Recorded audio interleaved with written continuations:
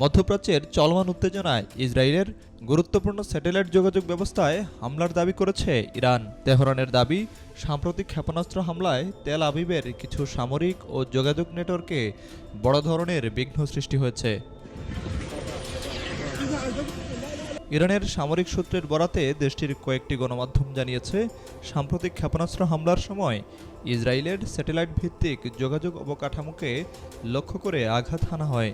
এতে ইসরায়েলের কিছু সামরিক যোগাযোগ ব্যবস্থা ও নজরদারি নেটওয়ার্কে নিয়ন্ত্রণহীনতা তৈরি হয়েছে।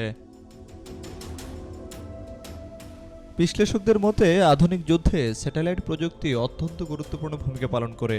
যোগাযোগ, গোয়েন্দা নজরদারি, ক্ষেপণাস্ত্র নির্দেশনা এবং প্রতিরক্ষা ব্যবস্থার কার্যক্রম অনেকটাই নির্ভর করে এই প্রযুক্তির ওপর।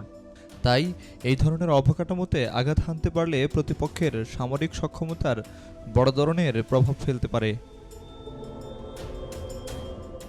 তবে ইরানের দাবির বিষয়ে এখনও আনুষ্ঠানিকভাবে বিস্তারিত কোনো মন্তব্য করেনি ইসরায়েল। দেশটির প্রতিরক্ষা বাহিনী সাধারণত এমন সংবেদনশীল সামরিক অবকাঠামো নিয়ে প্রকাশ্যে খুব বেশি তথ্য দেয় না। এদিকে মধ্যপ্রাচ্যে ইরান ও ইসরায়েলের মধ্যে উত্তেজনা কয়েক মাস ধরেই বাড়ছে। পাল্টাপাল্টি হামলা, কড়া বক্তব্য এবং সামরিক প্রস্তুতি সব মিলিয়ে পরিস্থিতি ক্রমেই জটিল হয়ে উঠছে বলে মনে করছেন আন্তর্জাতিক বিশ্লেষকরা।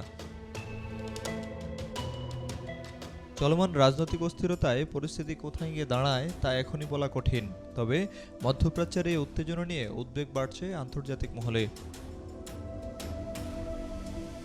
Desk report, B News 24।